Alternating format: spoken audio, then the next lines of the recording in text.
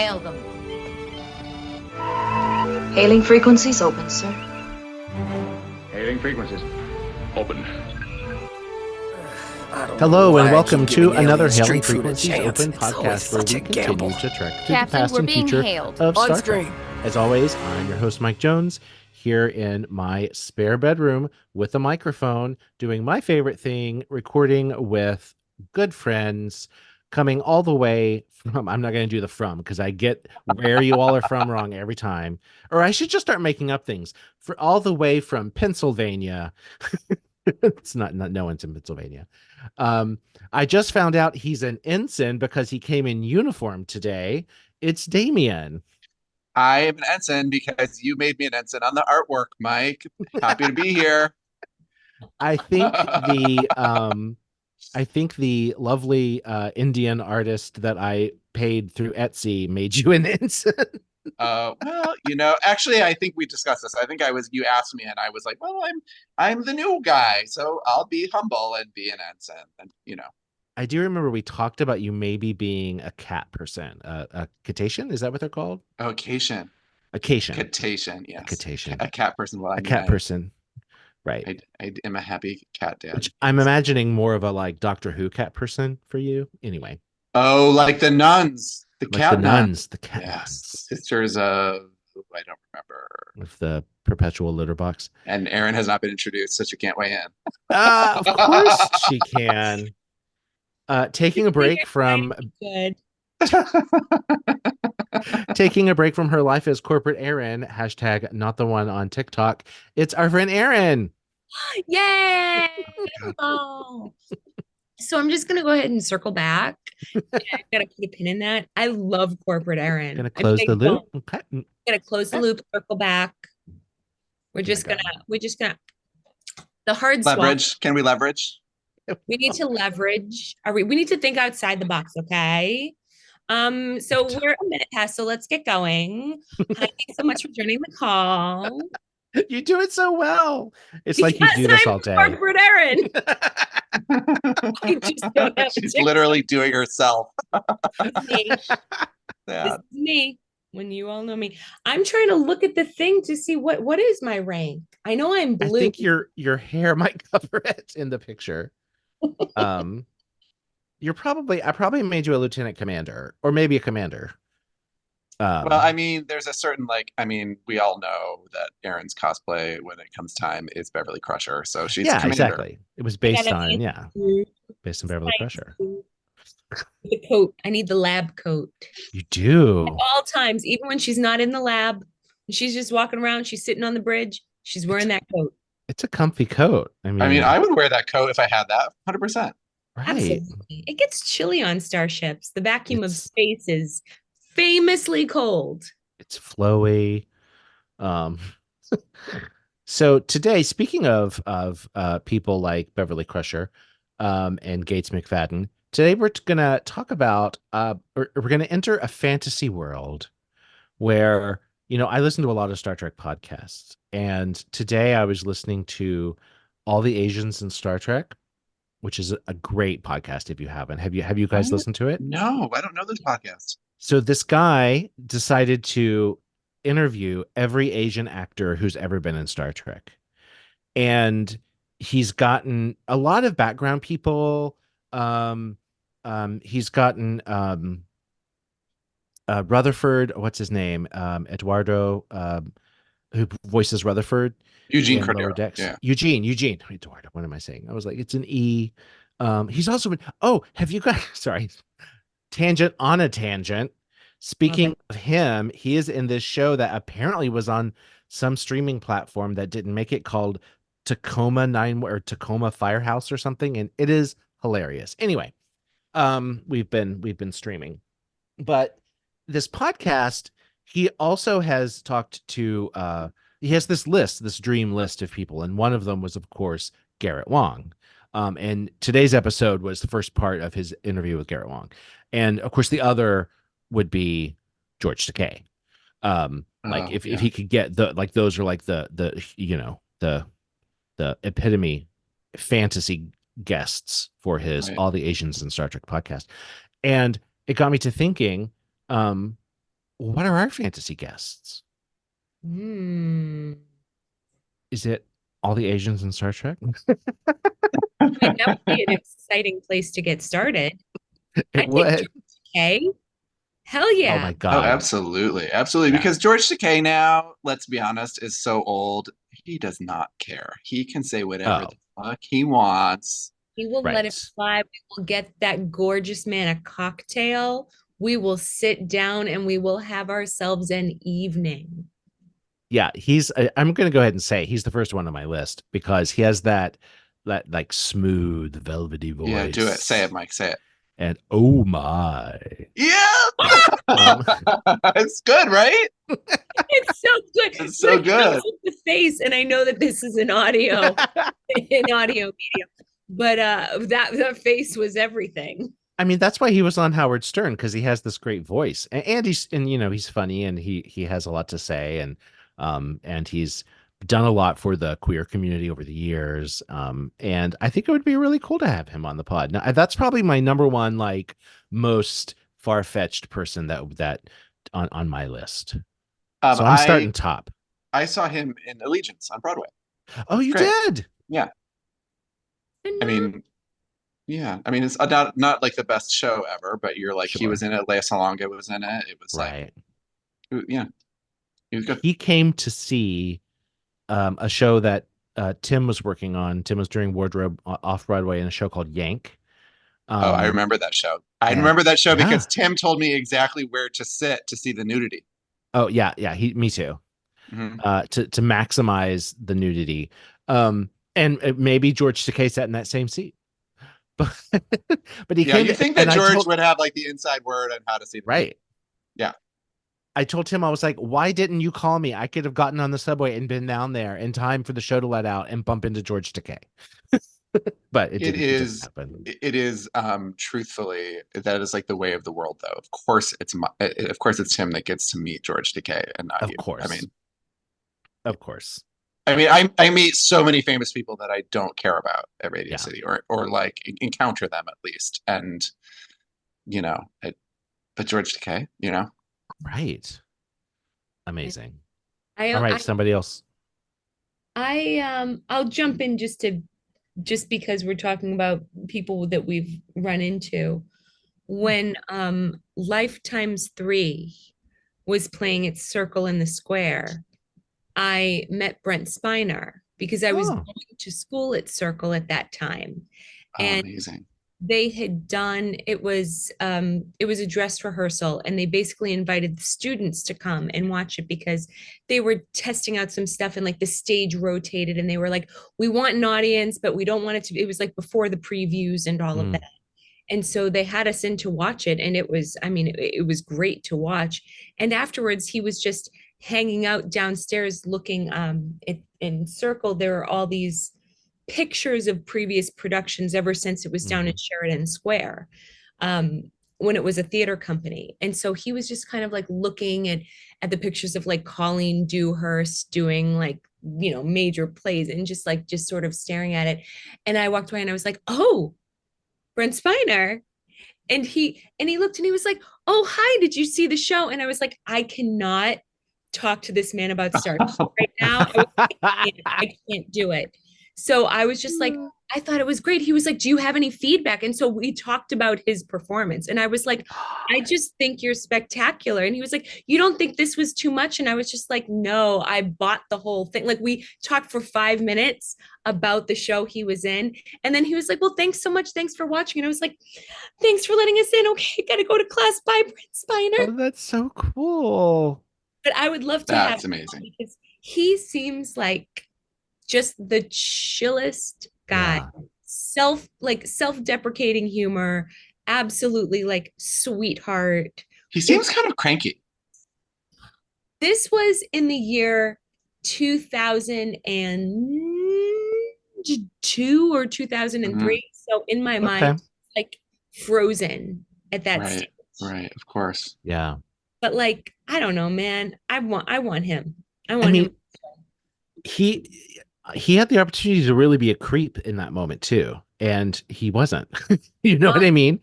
I mean, Mhm. like, I was like bright-eyed, bushy-tailed, like 22-year-old. And I was like, Yeah. spine or whatever you want right now, you can have. And he was like, the He's like, show. he's like, I want notes. Yep. And I was like, I I will give you notes. love this. That's amazing. So I worked with an actor doing summer theater. Let's go back to Star Trek: The Next Generation season 1, the Mm. first Klingon episode called Heart of Glory. Mm-hmm. There's three Klingons. One dies immediately, and one delivers like what I maintain. If you go back and watch this is the best acting performance of the entire first season. A guy named Vaughn Armstrong, Yes. who plays like the lead Klingon, right? He is amazing. He's played like a million. He's like sort of a Jeffrey Combs. He's played so many really good aliens in Star Trek. So Mhm. not him. The other dude was his name is Charles Hyman, and he played. Yeah, sorry, that's his name. That's his name. No. I'll let you have that moment for a second. No. Charles Hyman, and he was playing. It doesn't matter. So he and we were at the end of the summer living in this like we were living in a friary, and we each had these like little cells. It's like a twin bed and like a sink to wash your face and pee in, and there was like this like one of the rooms was like had a king size bed and like a private bathroom, and that was we called it the honeymoon suite, and it was like you could sign it out from company management on the calendar if you like had people some special visiting. coming, if your wife was coming, right? And so his wife came to visit and he signed it out, and then he just lived there secretly for weeks, right? And Damien was like a very chill company manager, right? Everybody could get away with shit, but for whatever reason, this like got my goat. And I went in there and I was like, he's living there without permission. And I like moved. I mean, it's terrible. It was not a great moment for me, but like moved him out.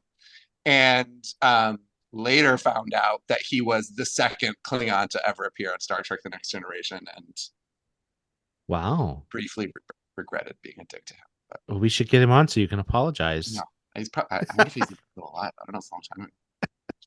Give it a Google. We'll give it a Google. So. Oh shoot. I technically know someone else who was on Star Trek. Hold on. You do yours, Mike, and I'm gonna look up what episode. Oh, good. Sure. I'll do.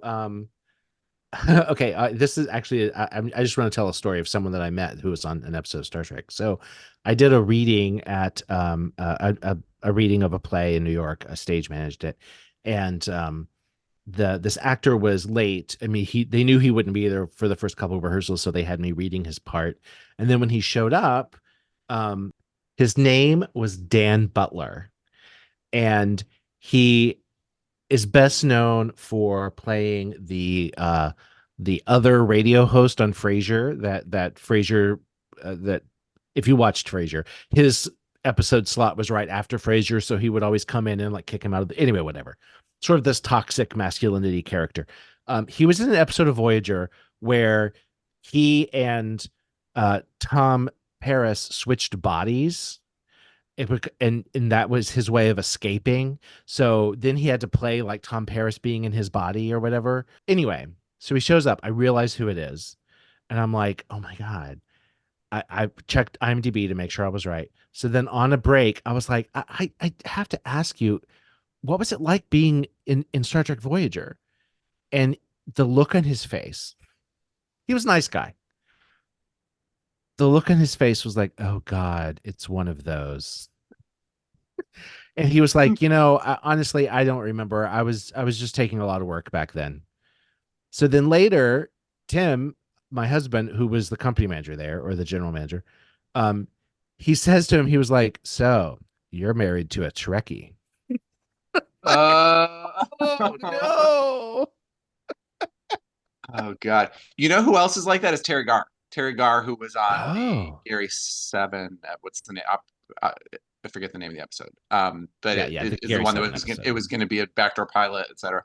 And apparently she had a really bad experience on that, making that episode, and was like, she was like 21 and felt like she was taken advantage of in some kind of way. And she probably was. Yeah, and like still gets Star Trek fans being like, "Oh my God, you're in Star Trek," and she's like, "Seriously, I've done so many other things." Oh my God. That's amazing. Okay, Aaron, who is it? I'm So dying to know. um, I forgot that my one of my acting teachers was on Star Trek. She was Admiral Brand, Rear Admiral Brand. Oh yeah, she was Okay, in the first yeah. duty. Yes, yeah, that's the one. I was trying to Yeah, like find the name of the episode, and I'm like, Nova Squadron. What's yeah, up? yeah, yeah, Yes. yeah. But yeah, so Admiral Brand, that formidable woman, Mhm. was my acting teacher. She passed away several years ago. She was absolutely beloved. Um, I think, if we could bring her back and just have a conversation with Mm, her, because she was so much fun to talk about the experience of working on set and working with the other actors. I think it would be really interesting because she also played the like police commissioner, the police chief in like one of the Naked Gun movies. And Oh, how okay. funny. so she used to tell us about like how kind Leslie Nielsen was, and how Mm, she was like, he was nothing like the character. He was very sensitive, and she was like, he was a very serious guy, and then he would like just get into this deadpan and like be doing the comedy. So I think that hearing from her about like, as a non Star Trek person, she knew nothing about it. She just went in there and she played it like it was Shakespeare. right. Right. But like, it'd be interesting to hear from her about what her experience was on that, because I did not. I hid my Trekkie tendencies in conservatory.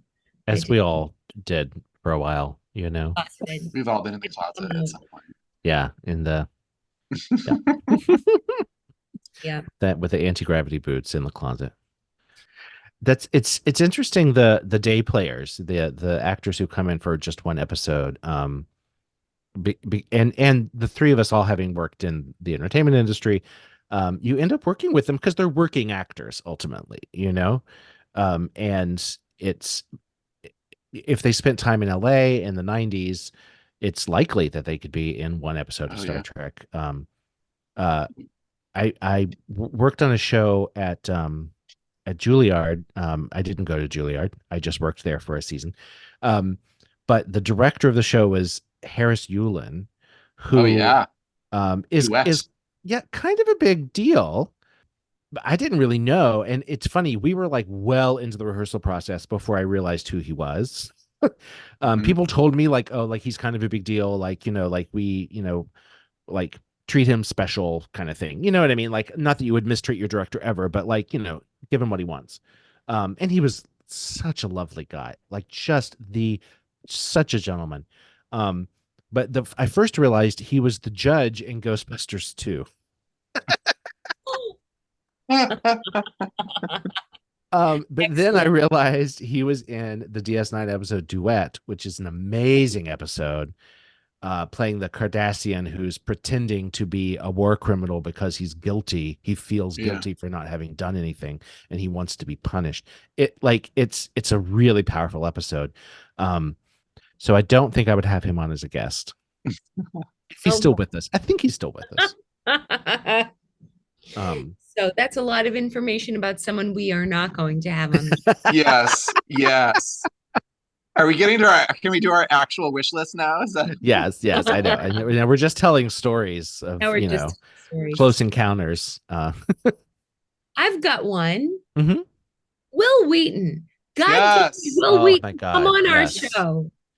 He would be such a good guest. We would have so much fun, and we would nerd out in the right way, not a creepy way, not a gross way. He was one of my first loves in life, but I would contain it. He was probably, let's be real. Yes. I think everyone on this call had maybe at some point, maybe just a little. Absolutely. I don't think I really knew enough to understand that I did, but I think I was like of the right age to I yes. Yes. I look back on it, as like a later teenager, and I was like, oh yeah. Yeah. You know. But now we just want to be friends. We just want to be friends with Will Wheaton because he seems so groovy. Yes. And he is, I think he's like genuinely such a nerd though, that I don't think that we have to like hold. I think we can like be our nerd selves with him. I think it's okay. Yes. I think we could record a podcast and then I think we could like play D&D or some sort of tabletop Mhm. playing game 100%. Bring over your set of dice. Let's sit down and let's like have a campaign. Oh my God, that would be amazing. Maybe that's really the question. Not who do we want on our podcast? Who do we want to play a D&D campaign with? Like, come on, guys. That's the natural spin-off of the show. Right. There's a new version, a new edition of the Star Trek Adventures tabletop role-playing game out that I think Ben in his other podcast, his RPG podcast, he told me that they're doing a Star Trek campaign. So we need to watch it when it happens. But yeah, I think it would be fun to focus on guests who are also nerds. Yeah. Because actors, as much as I love, are actors. Like for them, it's about a role, it's about the character, the emotions, the craft, and it's not really about the franchise or the world that the sandbox that we're playing in, except for the nerdy actors. So I would say, of course, yes to Will Wheaton, but next on my list, and I don't mean to steal this from Damien. Oh, I knew you were. I could hear this coming, but go ahead. Go ahead. No, you say it. Go ahead. Tawny Newsome. Obviously, Trondy Newman. Tawny Newsome, because I don't feel like. In fact, Tawny, listen. If you're listening, we're not going to interview you. I think the other people have asked you about your journey, your Right. Your improv life with Second City. Loved you on Space Force. We're not here to talk about that. We're going to pick a topic. We're going to go deep, and we just want you to be a panelist. We are going to like shoot the shit about some Star Trek, and maybe we're going to like debate a few points, and you just one of the panelists, one of the crew. That would be fun. She's done her research. Like she knows Trek. I don't think it's research. I think it's like she grew up on it. I think that she watches it. Like she knows it, like having really watched it over time, like we all have, Yeah. Like it feels it feels like she's fluent in it. Yes. Like it doesn't feel like when she's talking about stuff, when she's throwing out references, it rolls off her tongue real easy. And I know that you could also be a good actor and fake it, but there's just an authenticity to it and a sincerity to it, if that makes sense. Yes. And also I think that she is, I mean, obviously because she's like on a comedy version of it, but like we all know that like nerd culture has like a way of like taking things like so seriously, and I think that she manages to be a nerd who doesn't take anything seriously, and I really identify with that. Yeah, I like it. Absolutely. So overlap. She was on my list too. Do you want to give another then? Since sort of my most obvious one, I feel like, is Jonathan Frakes. Oh, wow. Yeah. Because I feel like he actually, like, if you really think about it, if someone has to be like the king of Star Trek, he's like really, who else? Every show since TNG. Right. And the only one that he hasn't appeared in will have been Discovery. But he was like a resident. No, he's not going to be. That was like because they're like pushing out that factoid. Like this will be the first. This Discovery will be the first Star Trek series that does not have an appearance by Jonathan Frakes as Riker. He showed up in Enterprise? Yes. In the final episode. Finale. Yes. Wow. Yeah. That all of Enterprise was just like Riker exploring things in the holodeck. It's not a great episode. It's a terrible. He's like on record with an apology for it. Yeah. But also going back to Will Wheaton, if you've watched Will Wheaton does the Ready Room now, right? Which is like the behind the scenes, like the talk show. Like when he has Jonathan Frakes on, they have like a 10-minute segment, and you're like, this could go on for like 4 hours. Yeah. The two of them talking, like just like telling stories, and I think that's one that if we did, like we would all like we would get a list of like the ones that he's directed and ask Mhm. questions as like a director too, like because there's so many Oh, like yeah. choices that are made by the like guest directors that I think it would be like a fascinating insight into how those shows are made. Yeah, it would be interesting to get his insight on other episodes that he didn't direct, um, like if he wanted to do a podcast like his own or a guest on multiple episodes, like where he rewatches an episode and that he didn't direct, then he can talk about like how I'm specifically thinking of episodes where I feel like the director messed it up, because sometimes Oh, you can interesting. tell when the Yeah, like, director or the writer doesn't really know the characters and they weren't Yeah. really guided right. Like, why is this person saying this? This doesn't make any sense. Or this is very out of, this doesn't vibe with the rest of the the season. I think he would have wonderful insight into that. I think it's fascinating that the way that TV works. Mm. That the director of the episode is like a total outsider who like comes in as like a one-off. So weird. It is wild.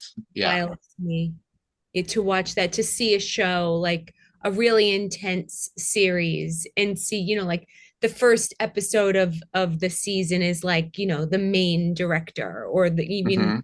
even the creators at times. Right. And then the second, third, fourth, fifth, sixth, seventh episodes, there's someone else, but then the main person's back for the finale some of the time. Yeah. It's just like how, and these shows are still, for the most part, the ones that I'm thinking of, they're good shows. Yeah. So how do you, as a director, just pick up Right.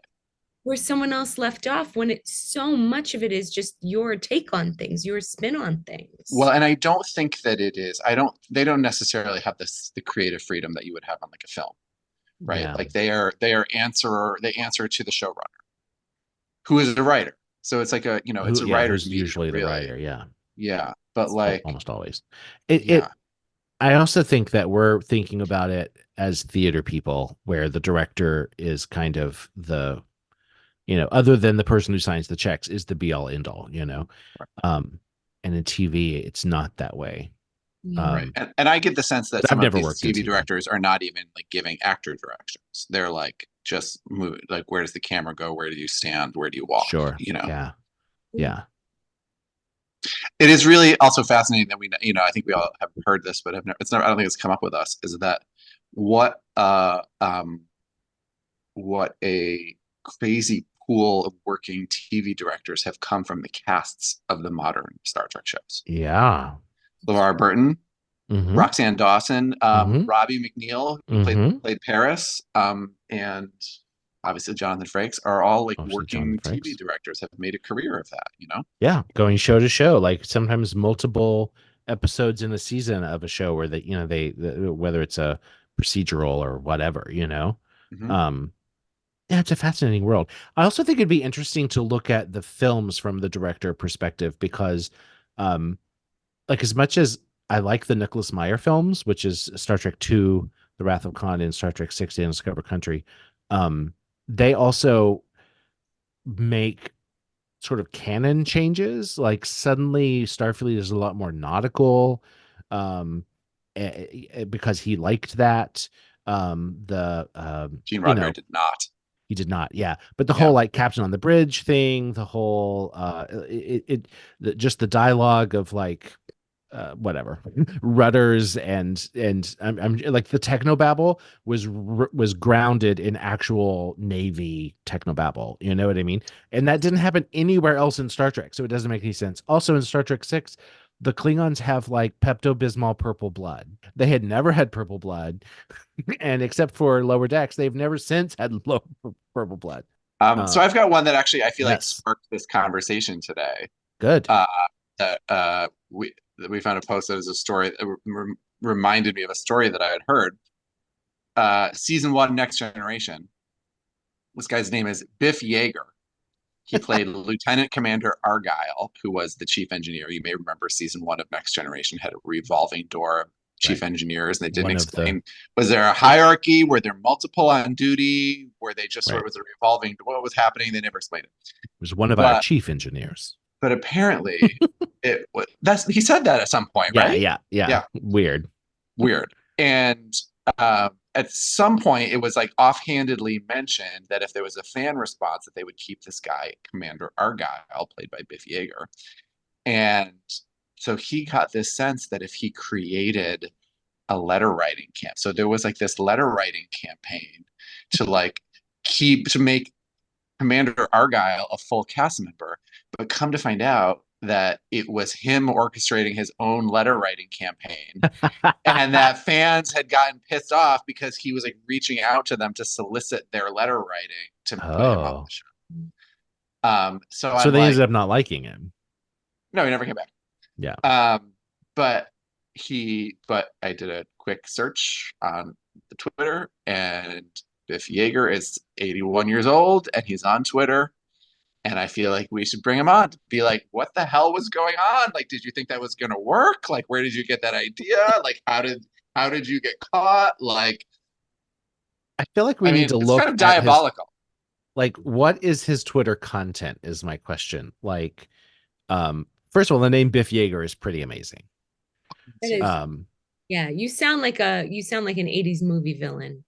Yes. In love. Absolutely in love. And he like worked. It's not like he didn't like, it's not like he didn't work again. He was a semi-regular on one of those. I'm not gonna remember what the show was, but one of those shows. So Biff Yeager. That's my obscure pick. Great. I like it. I'm gonna go in a different direction, away from the nerds, away from the one-offs.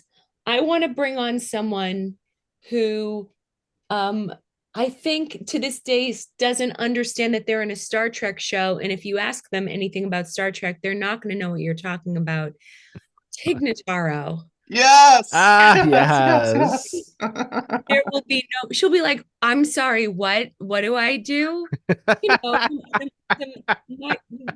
micellar, I can't say it. The micellar.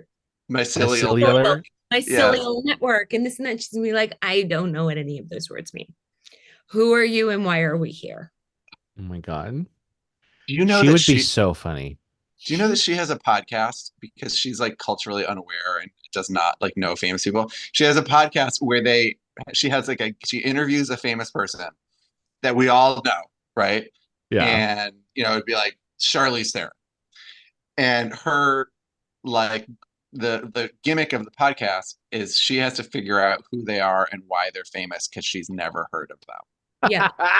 Really like brilliant.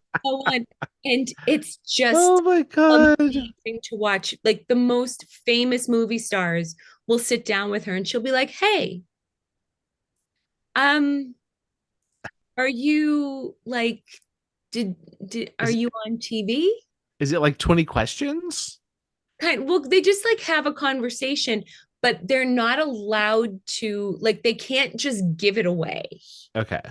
But they answer her honestly. It's just they'll like leave out details and she has to try to like remember what their name is, like if she's heard of it, and like say what, like who they are, what they do. That's amazing. So funny. And you've got to be like real secure in yourself to like. Oh, Tig Notaro knows exactly who she is. Oh, I'm talking about like to be a guest, to be like a famous person who everyone knows, and then to have the joke be like that we don't know who you are. Yeah. I think that it's but it's got to be in good fun because the whole time Tig is just like, I don't watch anything or do anything or go anywhere. So like just trying to penetrate that. What an amazing career. She had I don't want to say sitcom because it doesn't really do justice to it, but she had a half-hour like comedy drama on I think Amazon called One Mississippi. So does that sound right? Yeah. So good. And it's like she like has like some sort of like what do you call it? Like she has some sort of disease that is like degenerative disease, like as a character, and which I think that the actress maybe had also. But and that she lives with like her stepdad after her mom's passed away, and it's like this like weird pseudo parental relationship. And the show is like so extraordinarily awkward, but like in the best way. Wow. Recommend it. We'll have to check that out. And Forgotten gem lurking on Amazon somewhere. Oh yeah. Mm-hmm. just to follow up, I looked at Biff Yeager's Twitter because Damien found it and sent it to me. Yeah, he seems to be really awesome. Just like his political posts are very like pro LGBT rights. Okay. Yeah, like he seems to be pretty amazing. Looking at him, he could have gone either way. No offense. Yes, Really could have, yeah. right. And with the name like Biff Yeager, Biff Right. Yeager, you're 81. Like, there's a certain profile that you could fit into that we're not going to talk about. Yes. Where were you on January 6th? He's Actually, person. this transitions into my other pick. This is my Oh, out no. of left field pick. Mary Trump.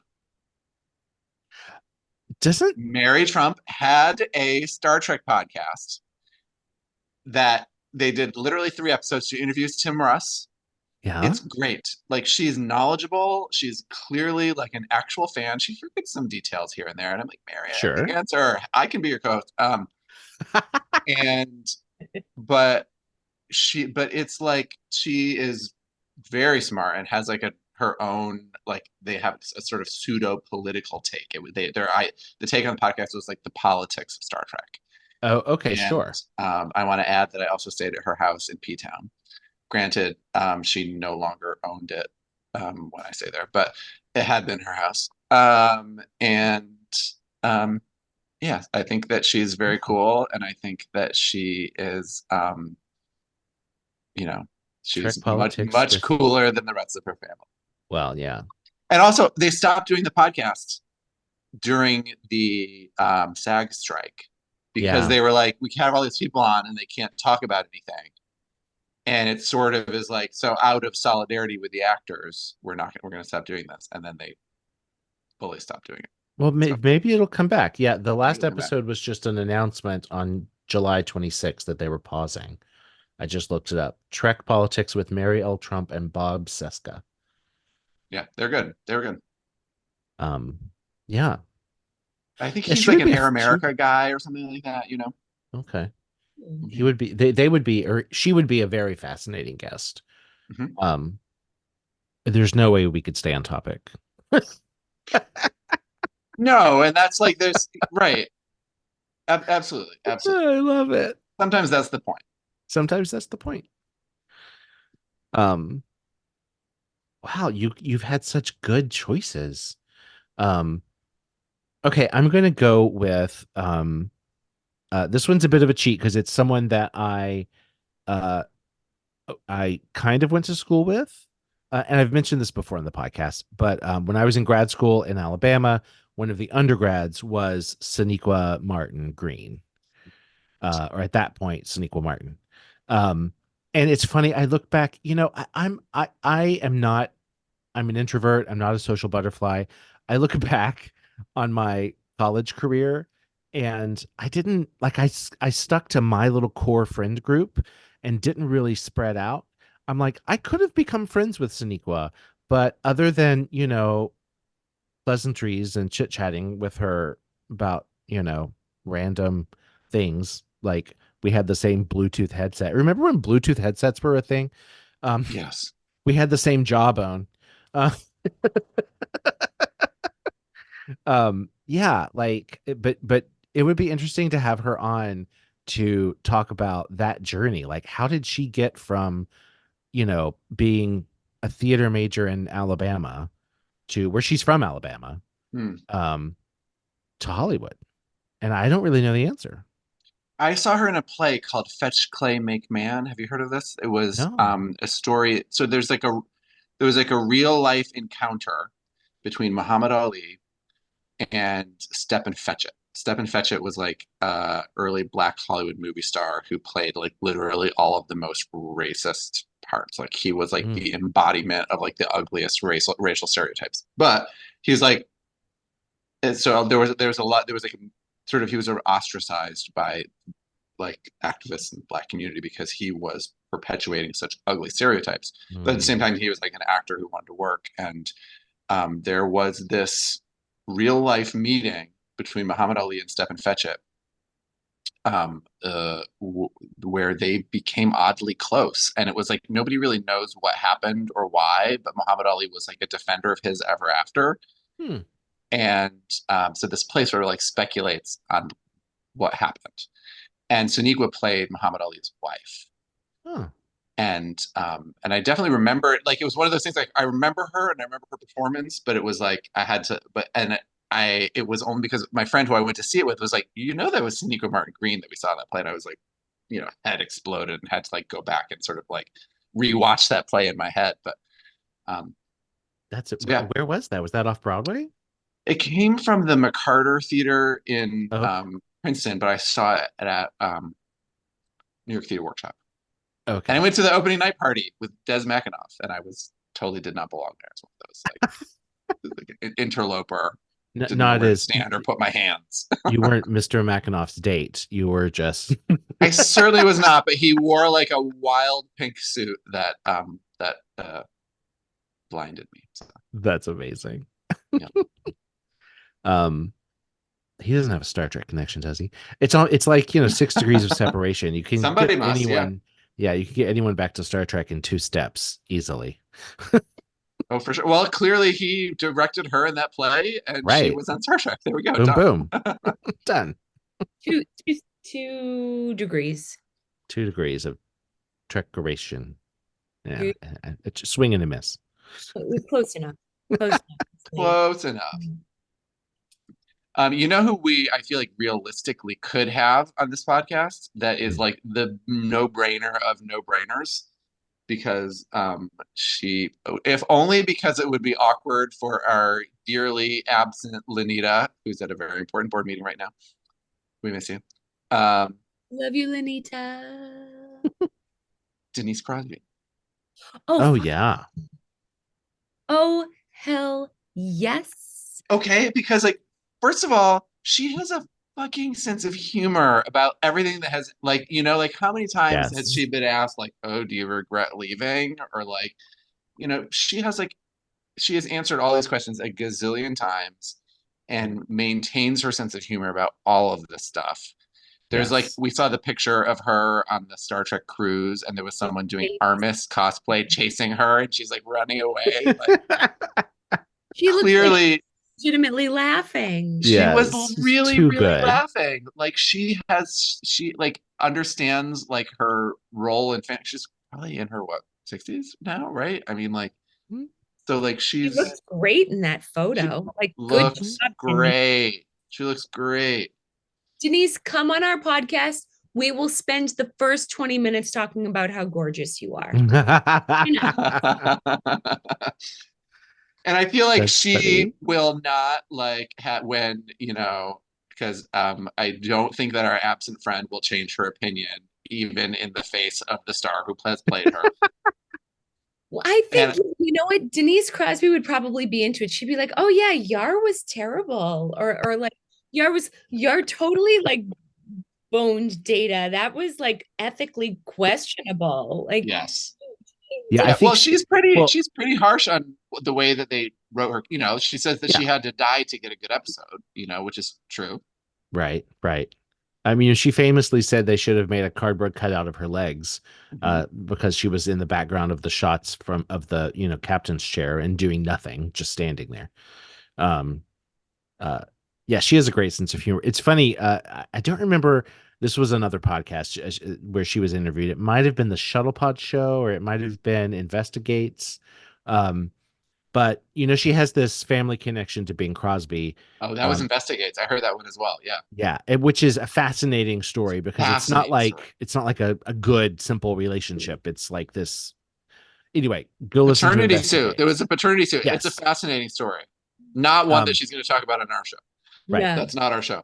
we would No. not put her in that kind of a position, Denise. No, No, never. But- Denise, we just want to like laugh and be friends. Privacy.